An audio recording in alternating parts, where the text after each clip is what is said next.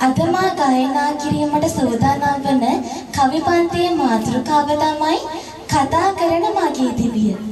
ශ්‍රී ලංකා දෘශ්‍යාබාධිත ජනතා සම්මේලනය මගින් පවත්වනු ලැබූ 2021 විවෘත කෙටි කතා පද්‍ය සහ ගද්‍ය රචනා තරගයේ සමස්ත ලංකා මට්ටමින් දෙවන ස්ථානයේ දිනාගත් කවි පන්තියක් තමයි මේ.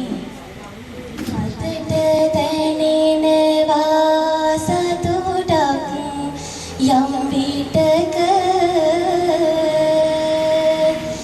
එවන් හදම යලිත් කිලේ ලොකු දුකක ලැබේ මෙවන් දෙසිතම එක් සමාජක අවසර ගනිමි කියනද හද කතාවක අනේ පව් කියාපදෙස බලන්න එපා යමක් කරන්නට බැහැයයි හිතන්න එපා දැස් නැතත් වැඩ බැරියයි දකින්න එපා මනසින් නැගිට තිරගෙන ඔස්ස වැමිනි දෙපා පාට නැතත් දකිමින් මල්වල සුවඳ දුටු වෙනතත් දැනෙනවා මට ගඳ සුවඳ යන්නෙමි මමත් ඔබ මෙන් හොඳ හැටි ඇවිද ගෙවෙනෙමි මගේ දිවියත් සතුටින් නිබඳ ආවේ සිපුම් හලට මම කිසිවක් නොදැන දුන්නේ තිත් හයක් දැන ගැනුමට නුවණ ඒ තිත් මගින් දැල්වුනි මගේ නැන පහන මම යමි සරසවියට ගනිමින් කුරු සරණ මගේ මිතුරෝ ඉගෙන ගන්නේ තැනින්ය එයම මා කරන්නේ කුරෙන්නනය දකින අයගේ සිත රිදුනත් කඳුලින්ය අකුරු කරන්නේ මානම් සතුටින්ය ලස්සන යනු දෙයක් මනුලොව තිබුණාට ඒ සුන්දර දැනෙනවා මගේ හදවතට පෙනෙනවා දකින්නවා ඒ ඔබවන් අයට දැනෙනවා හිතෙනවා ඒ මා වැනි අයට සිතෙනෙමි මමත් අපි අසරණ නෑ කියලා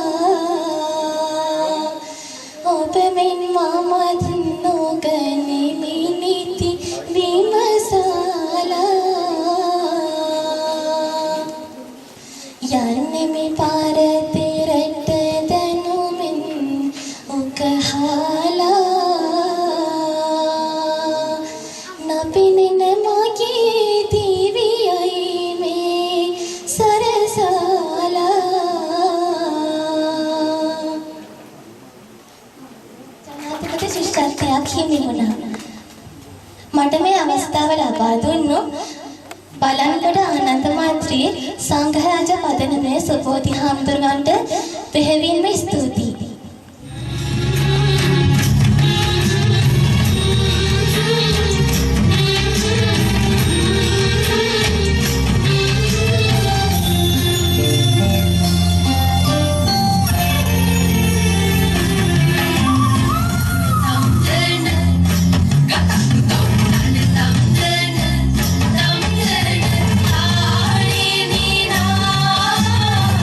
Tam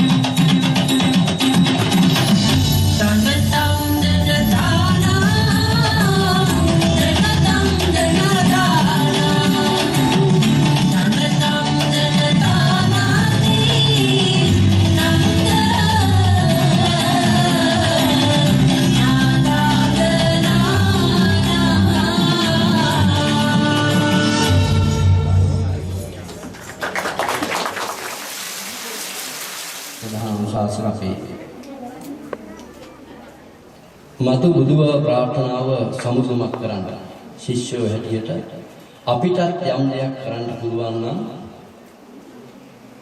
නායක හඳුරෝ ජීවත් වෙලා ඉන්න කාලේ අපේ සියසින් දුටු ඒ සිදුවීම් එක අපි අදහස් කරගත්තා. වසරකට හෝ දෙකකට වරක්වත් ළමෙකුට කොයි පොතක් පෑනක් පන්සලක්වත් දීලා ඒ නායක හඳුරන්ගේ ක්‍රියාකලාපය ඉදිරියටත් අරගෙන යන්න ඕනේ. ඒ වෙනුවෙන් අපට අපේ පදනම ආරම්භ කළා. ඒ පදනමේ මූල්‍ය දායකත්වයක් නොතිබුණා අපිට හැකි ශක්ති පමණක්. දැනට වර්තමාන සභාපති අපේ බුදුමුල්ල නන්දාරාමාධිපති මැදිවැද්දනන්සාර නායක හාමුදුරුවෝ වර්තමාන භාණ්ඩාගාරික අපේ නිමිතිගල අනම හාමුදුරුවෝ සමග එක්තැන් කරගෙන අපේ මේ බොල්තුඹේ ප්‍රදේශය ඉලක්ක කරගෙන සමාජික මහත් මහත්මීන් සම්බන්ධ කරගෙන මෛත්‍රී මහානායක හාමුදුරුවෝ වෙනුවෙන් මහානායක හාමුදුරුවෝ කරපු සේවාව අගයන්ට අපිට මේ පුංචි දෙයකින් බෑ. ඒක හරියට ඉහළ පොල් ගහක උඩ බැලලා ගෙඩි කඩනවා වගේ වැඩක්. නමුත් ඒ චරිත ලක්ෂණයේ තිබුණ තවත් පැතිකඩක් මට මතකයි. අපි දැනට මහානායක හාමුදුරුවෝගේ ශිෂ්‍ය පරම්පරාවේ අවසාන ශිෂ්‍යයා මම. පළවෙනි ජ්‍යෙෂ්ඨ ශිෂ්‍ය රත්නයක් ඊ පෙරේදා අදවැද්ද ගංගාරාමාධිපති අපේ නායක හාමුදුරුවෝ අපවත් වුණා. 1996 වසර තුනේම මහානායක හාමුදුරුවෝ මේ ස්ථානයට වැඩම කළා. නායක හාමුදුරුවන්ගේ ආශිර්වාදය, පාද ස්පර්ශය ලබා ආශිර්වාදය ලබා දුන්න මේ ස්ථානවල ඉදිරි දියුණුව. එදා නායක හාමුදුරුවෝ මේ ස්ථානයට වැඩම කරපු අවස්ථාවේ පොඩි ළමෙක් දැක්කොත් මට කුඩා සුබෝධි කියලා කියන්නේ. තව ලොකු සුබෝධි හාමුදුරුවෝත් හිටියා. කුඩා සුබෝධි පොතක් පෑනක්වත් මට ගේන්න බැරිුණා අනිත් පුංචි ළමයින්ට දෙන්න. සාමාන්‍ය ජීවිතේ සුලභ සිදුවීමක් බවට පත් වුණා. නිසා මම හැකි පමණින් අපේ හාමුදුරන් වහන්සේලා සම්බන්ධ කරගෙන ඉදිරියටම පවත්වාගෙන යනවා. මේක වසරක් පාසා අපිට පහුගිය රටේ පැවති අයහපත් රෝගී ව්‍යාප්තිය නිසා කරන්න බැරි වුණා.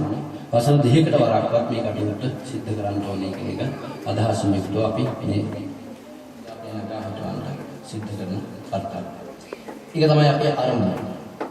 ඒ අරමුණත් එක්කම මම මේ කතාවේදී පිළිගැනීමක් කරන්න හාමුදුරුවන්ගේ ගුණ වර්ණනා කරමින් නායක හාමුදුරුවන්ට පින්පෙත් අනුමෝදන් කරවීමේ ගුරුත්වයෙන් මේ පළාත සැලසෙනවා අපේ වජිර බෝධි නායක හාමුදුරුවෝ.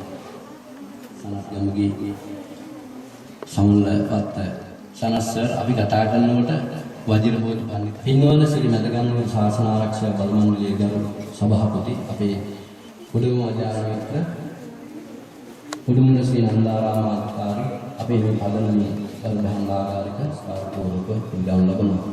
ඒ වගේම ලෝකේම පිරිස කොපමණ හිටියා. ඒ වගේම නායක හඳුන්ගේ ගුණ දන්න හඳුනන අසුරක ඒ අද අපේ මේ උත්සව සභාව ආලෝකමත් කරන්න අපේ මනෝචාර්ය රත්නත්න සහ එම අධ්‍යනාංශයේ ජ්‍යෙෂ්ඨ කතිකාචාර්යනි ඒ වගේම අපේ මේ අවස්ථාව අපේ හාමුදුරන් වහන්සේලා වෙන් කරලා තියෙනවා. අපි සූදානම් වන්නේ එවන් අවස්ථාවකට මම පෙත් විවර කරගන්න. මේ උත්සව සභාවේ සියලු දෙනා කවිස විදුලංක ඊළඟට දෙන්න යනවා. ඒ කවිදු නිරෝෂන් පුදනවා. විහාරාධිකාරී බලංගොඩ ආනන්ද විදුල ආකලංගල ප්‍රේමලා. හොඳයි අපි පාද නමස්කාර කරමු.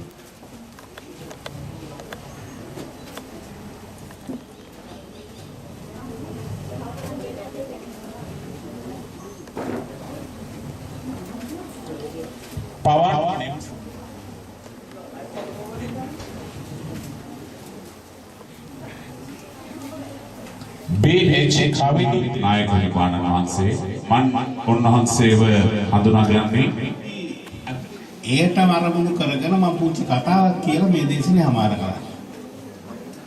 ඉස්සර කාලේ හිටිය බුදුහාර වැඩ ඉන්න කාලේ හාමුදුරුවෝ. ඒ හාමුදුරුවන්ගේ නම සංඝරක්කිත. උන්වහන්සේගේ බෑන කෙනෙක් මහාන වෙලා හිටියා සහෝදරියගේ පුතෙක් ඒ හාමුදුරුවන්ගේ බාගිනේගේ සංඝරක්කිත. ඉතින් මේ පොඩි හාමුදුරුවෝ බොහොම දක්ෂයි. උන්වහන්සේ දවසක් ධර්ම දේශනාවකට වැඩියම බොහොම වටිනා කියන සලුවක් හම්බ වුණා උන්වහන්සේ. මෙහාර කල්පනා කරනවා මේ සලුවට සුදුසා මගේ ගුරු හාමුදුරුවෝ. උන්වහන්සේට මේක පූජා කරන්න ඕන කියලා අරගෙන ආවා. ලොකු හාමුදුරුවෝ නැත්නම් ගුරු හාමුදුරුවෝ ශාලාවේ වැඩ ඉන්න හාමුදුරුවෝ. පොඩි හාමුදුරුවෝ බාගින බෑන හාමුදුරුවෝ පොඩි හාමුදුරුවෝ ඇවිල්ලා හාමුදුරනේ මට පිළිකරක් හම්බුණා ඒක වටින්නේ ඔබ වහන්සේ නිසා මම මේක ඔබ වහන්සේට පූජා කරනවා කියලා පූජා කරා. එහෙනම් ඔහෙ තියන්නකො කිව්වා එච්චර ලොකු හාමුදුරුවෝ. ඉතින් පරණි අපේ සිරිතක් තියෙනවා මේ පන්සල් සම්ප්‍රදාය තුල ලොකු හාමුදුරුවන්ට ඉතින් ලොකු හාමුදුරනේ පුදුමහත් කටයුතු අපි කරන්න.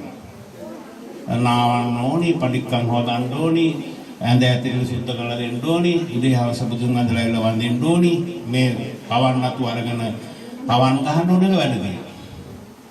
මේ පොඩි හාරුත් ඉතින් ලොකු හාරන්න පවන් ගහ ඉන්නවා. ඉන්න ගමන් ඔන්න මේ හාමුදුරුවෝ කල්පනා කරනවා මම බොහොම අමාරුවෙන් ගෙනහැලා දුන්න මේ සලුව ලොකු හාරු බාරගත්තා. මේ ලොකු හාමුදුරුවෝ මගේ කුසලතාවය අගය ගන්න කැමතිද? මතක තරයි මට බෑවෙන් පන්සලේ ඉන්න. මං ඒ නිසා මේ සලුවත් අරගෙන යනවා. අරන් ගිහලා ඉවරලා මේක විකුණනවා. වටිනවනේ 1000ක් වටිනවා. මේක විකුණලා මං කරන වැඩි ඉඩමක් ගන්නවා. අරගෙන මම කෙටියෙන් කියන්නේ ඉඩමක් අරගන්න. මම ඒක වගා කරනවා. එතකොට මට ගොඩාක් අස්වැන්න එහෙම ලැබෙනවා. ඊළඟට මගේ අස්වැන්න සරු වෙනවා. මේවා දැන් නගරයට ගෙනියන්න ඕනේ. නගරයට ගෙනියනකොට මේක මට ගෙනියන්න බෑ. ඒ නිසා මම කරත්තයක් ගන්නවා.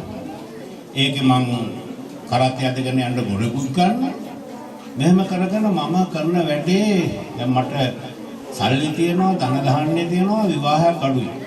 ඒ තමයි විවාහයක් කරගන්න ඈත ගමන. එහෙම කරලා ටික කාලයක් අපි දෙන්න ඉන්න සන්තෝෂේ. දැන් අපිට දරුවෙකුත් ලැබෙනවා. ඉතින් දැන් මම යන්න ඕනි මගේ නෝනාගේ අම්මයි තාත්තයි බලන්න මේ දරුවත් අරගෙන. ඉතින් අවශ්‍ය ඔය ධන දහන්නේ ටිකක් අරද්ද පටවගෙන නෝනක් තියාගෙන දරුවක් තියාගෙන දැන් මම ඊට පස්සේ කරන්න වැඩේ මමම හරකක් දක්වගෙන යනවා. ගිහිල්ලා යනකොට ටිකක් දුර යනකොට මේ දැන් වගේ කාපට් පාරවල් නෙවෙයි ඉන්දියාවේ තිබිලා තියෙන්නේ. මේ පාරය ළඟ තිබුණ ගලක් උඩින් හෝ මුලක් උඩින් කරත්තයක්.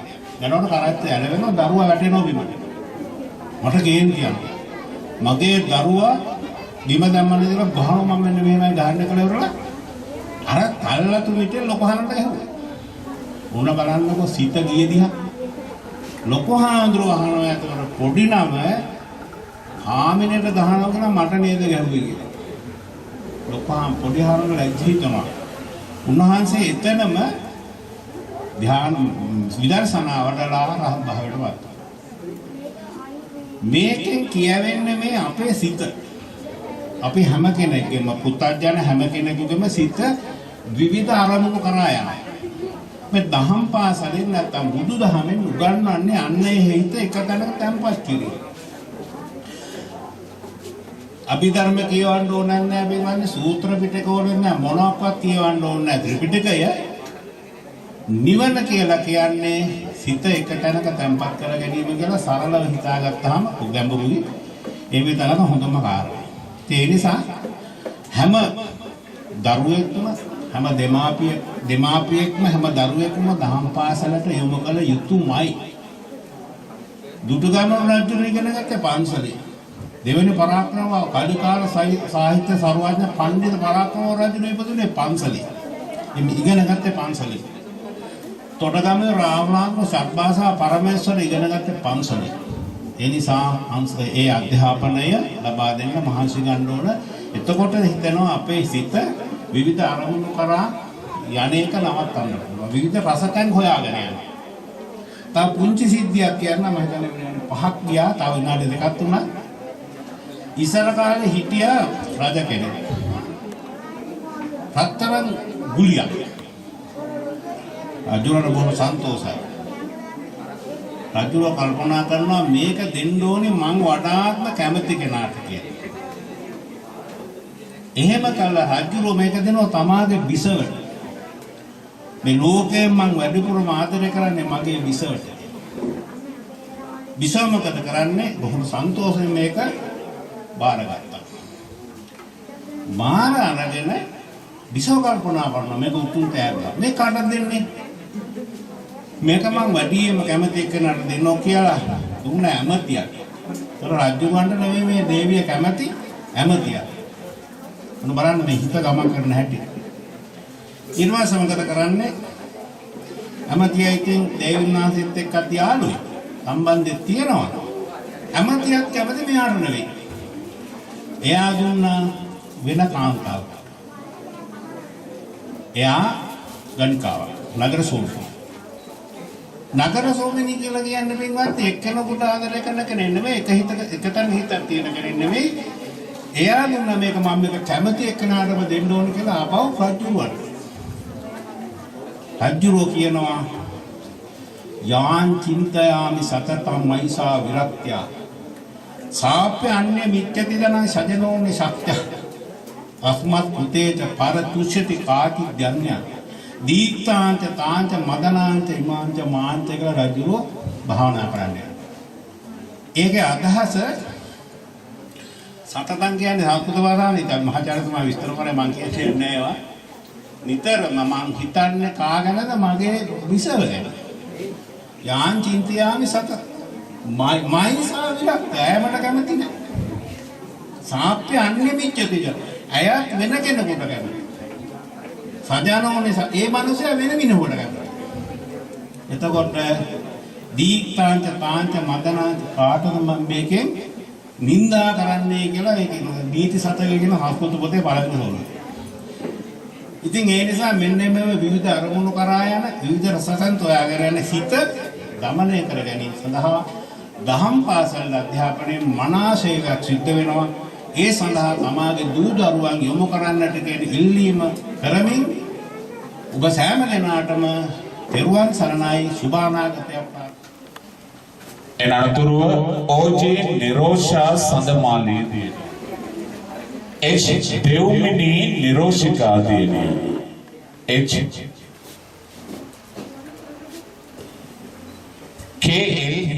KL Nimasha Jananjali Deniya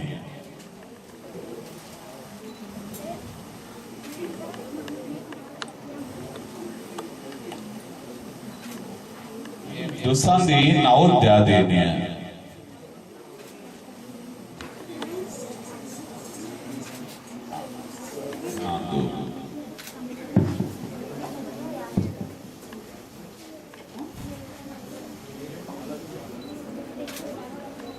DJW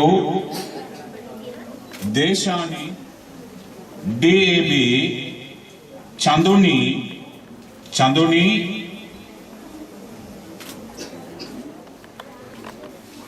SP Netmi Rasanga Nikini Nisara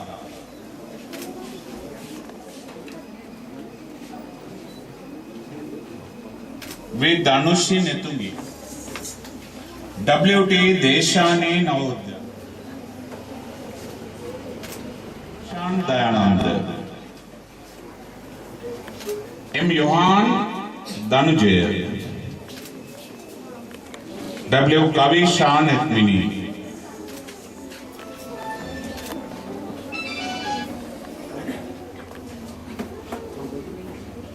Sadev Vinodya Takshila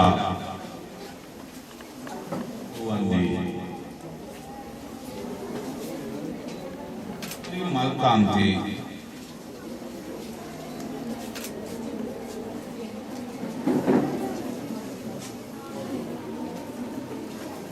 पेशिरोमी शानिका मालिका ईशान्य में नवीन अवतुमेट साधक प्रदान सदा एक वेब संबंध है मेनग सैशान देव एचएन संगीत लक्षण अल्लाह कौन बिनली मित्संदी पसेदु प्रभास्वर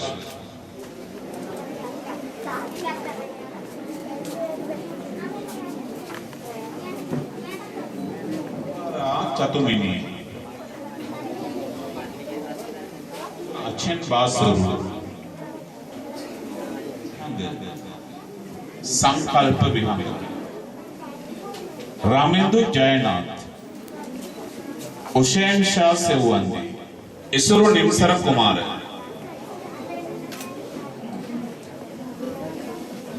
रुचिरन नेतुल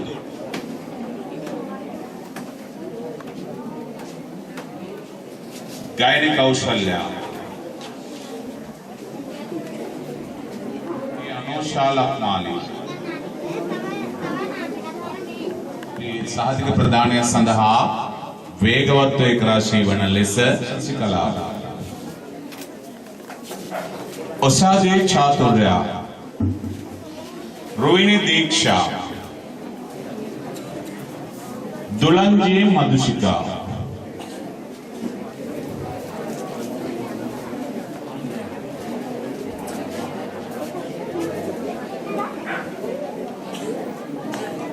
सेलिनी जैन शाह तेलिनी निसंसला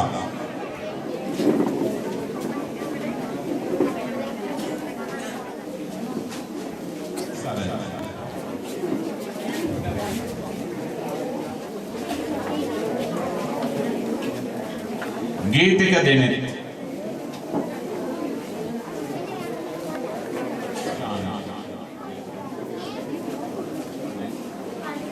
खवीश दिलमित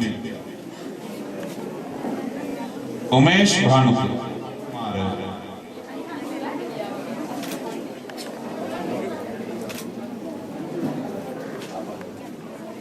अविष्क दिलशान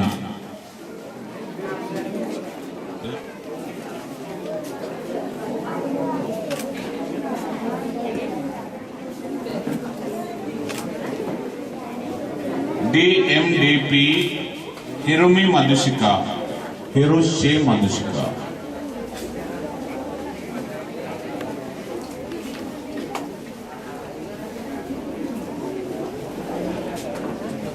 PM दिलिनी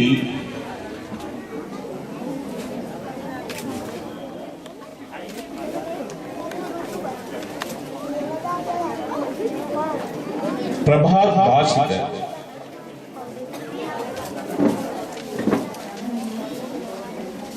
प्रशंसा मधुमाली राजपक्ष RM तरुषि कल्पनी गमे दरुवंट बे नंगिला मल्लिलट दुआ दरुवंट सदहा अध्यापने लबा देන්නට එයයි අපි මේ ගෞරවයෙන් සිහිපත් කරන්නේ ඒ ගෞරවනීය ස්තුතිය ලබන චමුර්දි හංසනී දියණිය අය ගීතවත් වූ ආකාරය අපේ සවන්පත් විතරක් නෙවෙයි अबे हादवा कंपनी कराने समझते हैं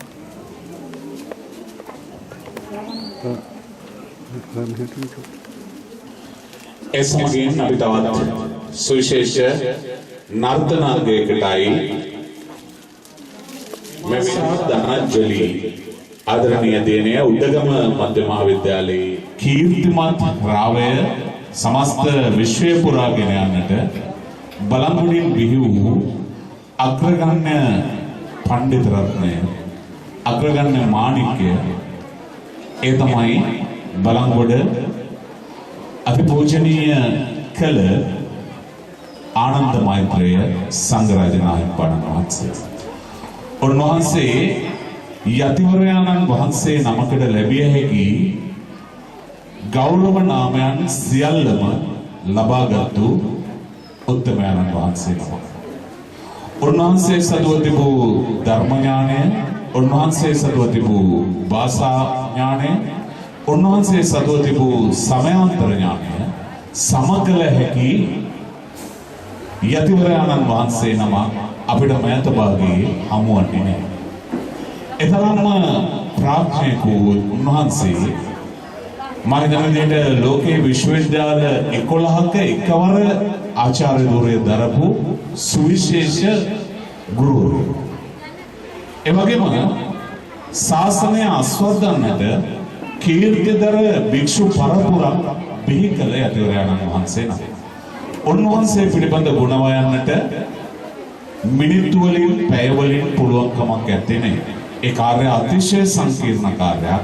එන්නේ ඒ පෙරෑරුම් කටයුත්ත සඳහා අද දිනේ පෙරෑරුම් වගකීම බාරගෙන මේ ස්ථානයට සැපමිනි ශ්‍රී ලංකා සබරගම විශ්වවිද්‍යාලයේ භාෂා අධ්‍යනාංශයේ ජ්‍යෙෂ්ඨ මහාචාර්ය මනෝචාර්ය රත්න මැතිතුමන්ට පළමුව ආනන්ද මෛත්‍රිය සංඝරාජ මහින්පාණන් වහන්සේගේ පිළිරුවට පුෂ්පෝපහාර දක්වා ප්‍රාර්ථනා කරන තුන්තරා බෝධිය බුදු පසේ බුදු මහරහත් ලෙස අපි හඳුන්වනවා.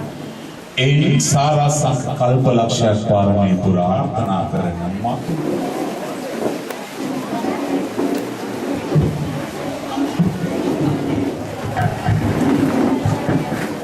දවසක් ප්‍රාර්ථනා කරනවා උඩුමුල්ල බලංගොඩ ආනන්දමයි බොල්කුඹේ ශ්‍රී බලංගොඩ සුබෝධි ස්වාමීන් වහන්සේ ගෙනවා නම් තමන්ගේ යම් බලාපොරොත්තුවක් තියෙනවා නම් ආන්ගේ බලාපොරොත්තු ඉටුවනතුරු උත්සාහය අත්තරින්න හොඳයි. බාධක එනවා. ඒ ජීවිතේ හැටි. ඒ නිසා මේ පාඩම මේ ඔබ මං ඇතුළු සෑම මගේ ඇත්තම කඳුළුවව නැහැ.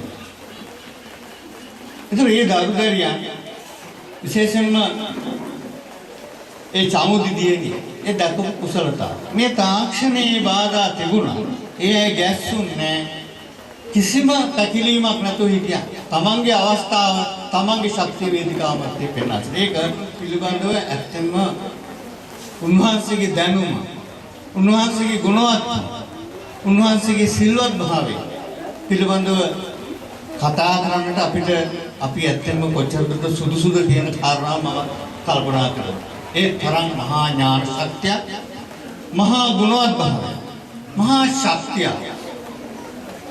අතේ මම අපේ මැදපෙති නායක හඳුරෝ පිළිබඳ සාකච්ඡා කරනකොට මම කතා කරේ මේ වගේ නායක ස්වාමීන් වහන්සේලා උපමා කරන්න භාෂාවාපි ප්‍රාන්තයි. ඊට වචන නැහැ. ඒවා අතිශෝක්ති නෙවෙයි. ඒ නිසා මුළුහන්සේ මට උපමා කරන්න සිද්ධ වන්නේ දෑරඟ මිනිරුවනකට. අපේ පැරණි සාහිත්‍යයේ දෑරඟ මිනිරුවන කියන්නේ මෙතන පාසල් දරුදරුවෝ දහම් පාසල් දරුදරුවෝ කපා උපමට්ටම් දාන්න නැතුව සතර දිග් භාගයේ ආලෝක පුංජ විහිදවන මැණික් ගන්න. ඒකට කියනවා දෑරඟ මැණික් කියලා. අන්න වගේ දෑරඟ මැණිකකට තමයි අපේ මහා නායක ස්වාමීන් වහන්සේගේ චරිතය සමාන කරන්න මට මගේ ඥානයේ පරිමාණයට දැනට උපමාවක් මතකයි. දෑරඟ මැණික කපා උපදාන්න ඕනේ. බැලු හරවපු අල්ලපු හැම තැනටම ආලෝක පුංජේ නිසා මේ රටට විතරක් නෙවෙයි මේ මුළු ලෝකෙටම ඥාන සම්භාරය නැමැති ආලෝක පුංජේ විහිදුවපු අති පූජනීය අති උත්තම විසිවෙන සියවසේ ලක්දෙරණේ පිනට පහළුණු බලංගොඩ පිනට පහළුණු විසිවෙන සියවසේ යතිවරයාණන් විදිහට තමයි මට හඳුන්වන්න පුළුවන්. මම කියේ භාෂාව අතික්‍රාන්තයි. මම කොච්චර උත්සාහ කරත් අමාරුයි ඒ නායක හඳුරන්ගේ දැනුම පිළිබඳව. උන්වහන්සේ අපිට ඇසුරු කරන්න ලැබුණා. ඒක මගේ ජීවිතේ මහත් භාග්‍යයක් හැටියට තමයි අපි අනුස්මරණය කරන්නේ. ඒ නිසා මම ඔබත් එක්ක මම ඇත්තම ලොකු කාලයකට මේ දේශනේ සකස් කරගෙන හිටියට මම එහෙම කතා කරන්න බලාපොරොත්තු වෙන්නේ මේ මහාචාර්ය අභිදර්ය මහරජතුමනි බලංගොඩ ආනන්ද මෛත්‍රී අභිධාන මහානායක ස්වාමීන්ද්‍රයන් වහන්සේ පිළිබඳව ගුණ කථනය කරන්නට මේ දරුවන්ට මම ආදර්ශ කීපයක් මතක් කරන උන්වහන්සේගේ ජීවිතයෙන් ගන්න පුළුවන් ආදර්ශ. ඒක අපේ ජීවිතේට ඉතාම වැදගත් වෙනවා. ඉතින් මේ කාරණා ටික අපි සාකච්ඡා කරන්න මත්තෙන් මම කෙටියෙන් මගේ දේශනයට ඇතුළත් කරා. අද උදුවක් මාසේ පුරපසළොස්වක පොය දවස භික්ෂුණී ශාසනය ඇති කර තිබෙනවා. එතකොට මහා මහින්ද මහරහතන් වහන්සේ ඔබ දන්නවා පොසොන් පුරපසළොස්වක පොය දවස ලංකාවට වැඩම කරනවා. නැත්නම් ලේඛනය අපි ගත්තා. ග්‍රන්ථකරණය පස්සේ ඉන්නේ ලේඛනයේ ආරම්භය මෙතන, කලා ශිල්ප වල ආරම්භය මෙතන, ගෘහ නිර්මාණ ශිල්පයේ ආරම්භය මෙතන, අපේ සියලුම දෙනාගේ ආරම්භය මෙතන. ඒ නිසා මේ බුද්ධ ශාසනයේ පිහිටවීම අපි මතක් කරන්නට ඕන. හිඳුමාරහතන් වහන්සේ පැමිණෙනවා. මෙන්න මේ පැමිණීමත් එක්ක අපිට හම්බ වුණා ලේඛනය. ඔබ අනුරාධපුරේ ගිහිල්ලා ඇති. ඔබ මිහින්තලේ ගියොත් ඔබේ දරුවන්ට පෙන්වන්න. අට සැටලෙන පෙන්වන්න. ඔබට ඇඹිලි පිටියේ සංඝපාරට ගියොත් ඔබට පෙනේ මේ ගල්ලේ. මේ ගල්ලෙන් වල තමයි මේ ලේඛනේ කරේ. ස්වාමීන් වහන්සේලාට වැඩ වාසය බුද්ධ ශාසනය පිහිටීමත් එක්ක හැම තැනම ගල්ලේ නැතුනකොට බුදුගල ගියොත් පෙනේ. පූරගල පැත්ත ගියොත් පූරගල තියෙන කිස්තු පූර තුන්වෙනි සියවසේ මිදුමා රහතන් වහන්සේ වැඩම කරපු කාලෙට ලියවිච්ච ගල්ලේ. ඒවා මහාචාර්ය පරණවිතාන පෙන්වලා දෙනවා. ඒ කාලේ අක්ෂර කියලා. ඇතැම් මේ පොඩි ළමයින්ට තේරුම් නැතත් මම මේ ටික කියන්නේ මේ දහම් පාසලේ ආචාර්ය මණ්ඩලයේ ඉන්නවා. අපි මේවා ගිහිල්ලා ළමයින්ට පෙන්වන්නේ. මේ අක්ෂර ලිව්වේ ගල් කටාරම් වල අපේ ගල්වල. ඒතර අපිට ලොකු තාක්ෂණයක් තියෙනවා. මෙතනින් ආරම්භ කරා. ගලය තමයි ලිව්වේ. තලදර නගහපත දෙවහලෙන් අගත අනගත චතුර්දශ සගස. පන්සල් අධ්‍යාපනයේ තිබිච්ච මූලික ලක්ෂණ හතරක් තියෙනවා. ඒක පෙරදිග අධ්‍යාපනයේ පැහැදිලිවම තිබුණා. අපි අද අලුත් වචන වලින් කියන දේවල් තිබුණා. පළවෙනි එක තමයි ආචාර්ය පාද. ගුරුවරුන් යටතේ අධ්‍යාපනය ලැබෙනවා. දහම්පසල එළවලු ගුරුවරුන් යටතේ අධ්‍යාපනය ලැබෙනවා. පාසල් ගිහලා පිරිවෙන්ට ගිහලා අධ්‍යාපනය ලැබෙනවා. ආචාර්ය පාද. study under teacher. ගුරුවරයෙක් යටතේ අධ්‍යාපනය ලැබෙනවා. මේක තිබුණා. තමයි ඔබට මම කියන ස්වාධ්‍යාය මේ පන්සල් අධ්‍යාපනයේ තිබිච්ච ලක්ෂණ. මේවා අපි යට ගහලා මේවා ගැන කතා කරන්නේ නැතුව මේවා කළු රෙද්දේ වහලා සනත් ගමගේ මැතිතුමනි අපිට ගමනක් යන්න බෑ. මේක තමයි අපේ තිබිච්ච උරුමය. This is the heritage. ඒතර මේ උරුමය හරියට බාරගත් උරුමය පිළිගත්ත අපේ අගමහා පඬිත අභිරජ මහරජතුමනි බලංගොඩ ආනන්ද මෛත්‍රී අභිධාන මහානායක ස්වාමීන් වහන්සේ වගේ අය උත්තමයන් වහන්සේ භාෂා ඥානෙ ධර්ම ඥානෙ ලැබුණේ මොකෙද? ඒ පන්සල් අධ්‍යාපනයේ තිබිච්ච මූලික දෙවන ලක්ෂණ තමයි ස්වාධ්‍යාය self study. තමන්ම අධ්‍යයනය කරනවා. එතකොට නායක හාමුදුරුවෝ කිසිම පිරිවෙනක ඉගෙනගෙන නැහැ.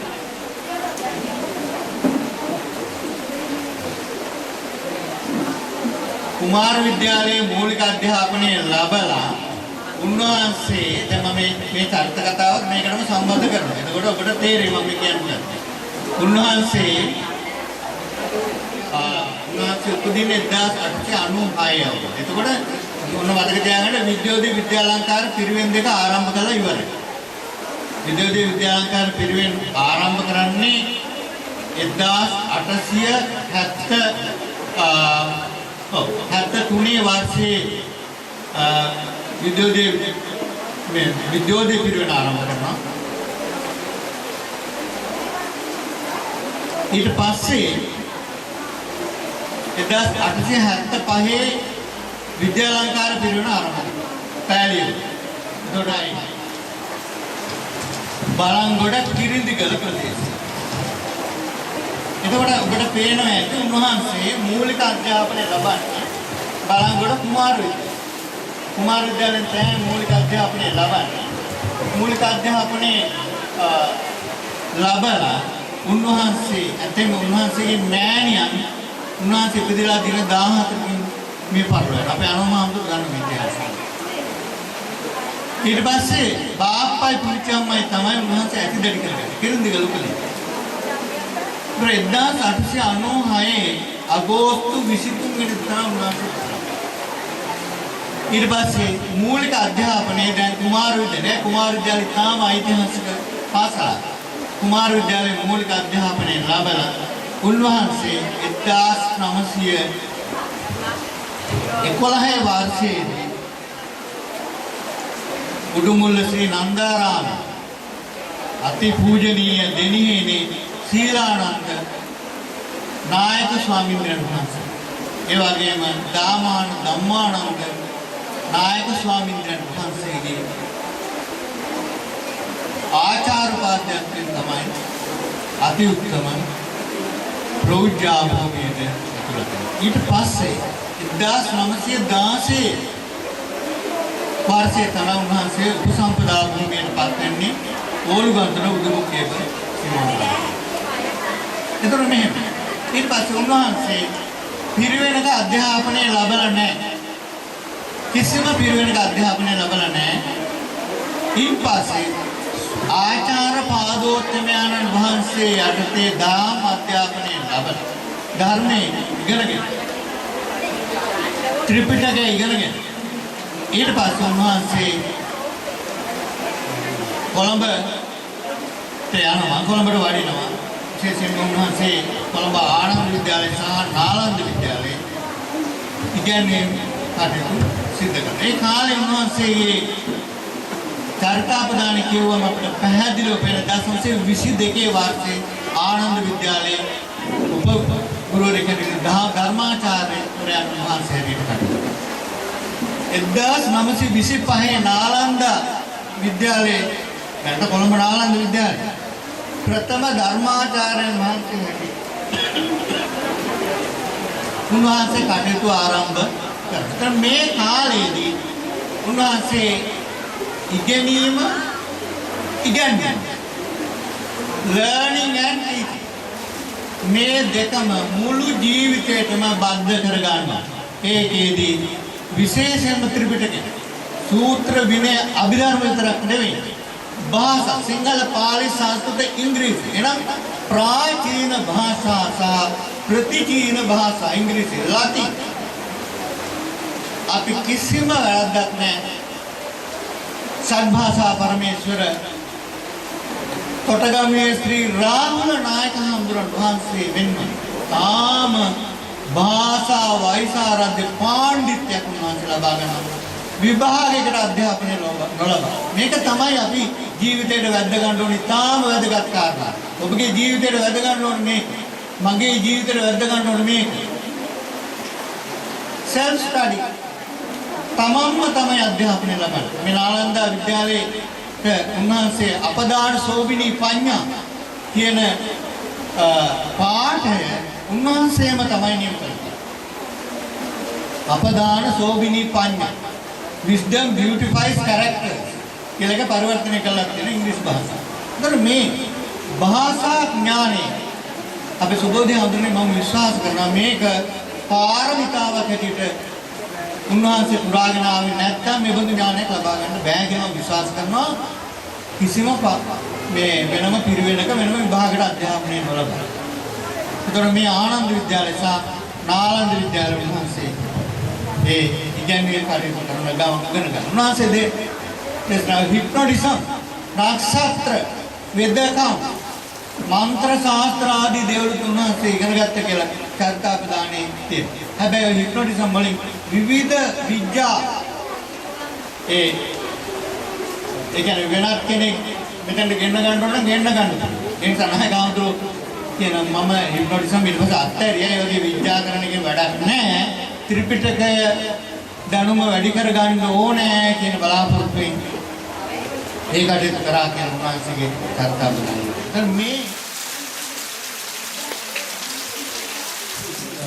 තේරෙන්නේ නැති වෙයි අතම උන්වහන්සේගේ ත්‍රිපිටක පරිවර්තනය උන්වහන්සේ මූලිකත්වයෙන් කරපු. නමුත් ඔබට හැබැයි උන්වහන්සේ අතින් ලියවිච්ච බුද්ධ චරිතය ශාක්‍යවන බුද්ධ චරිතය කියවනවා. උන්වහන්සේ අතින් ලියවන අර ත්‍රිපිටකයේ ආශ්‍රය විශ්ලේෂ කරගෙන උන්වහන්සේ ලියපු බුද්ධ චරිතය පාලි ශික්ෂකය සංස්කෘත ශික්ෂකය ඊට පස්සේ ඉංග්‍රීසි ව්‍යාකරණයේ සිංහලෙන් easy english steps of english ඊට පස්සේ spoken english මේ පොතපත මට මේ මතක් වෙන මේ ග්‍රන්ථකරණේ ජීවිතේ පුරාම සිද්ධ පොතපත කියවනවා දරුවන්ට උගන්වනවා කිසිම පඬුරක් බලාපොරොත්තු වෙන්නේ නැහැ ඊට පස්සේ ග්‍රන්ථකරණය කරලා ඥාන සම්භාරේ ලෝකෙට බෙදා අනේ තමයි 1998 තමයි උන්වහන්සේ අපවත් වාසාරිය නම් සිතානේ ලංකාවට ආවේ 1996යි ලෝකා ප්‍රදර්ශනයේ මෙතනනේ ඔබට ඉමන්ත මැතිතුමනි ඔබට ගෞරව සේපත් කිරීම තක්ෂිලා ලක්මාලී මෙතනනේ ඔබට මේ ආරාධනය ප්‍රේමාලී මෙතන ඔබටයි ආරාධනය MWPL රත්නායක මැතිතුමනි ඔබටයි ආරාධනය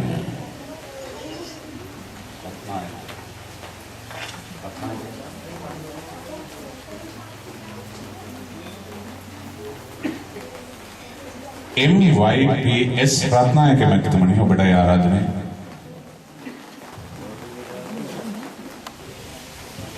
මෙලකට දේශානේ හංසනේ දිනේ ඔබටයි ආරාධනය වේදිකාවට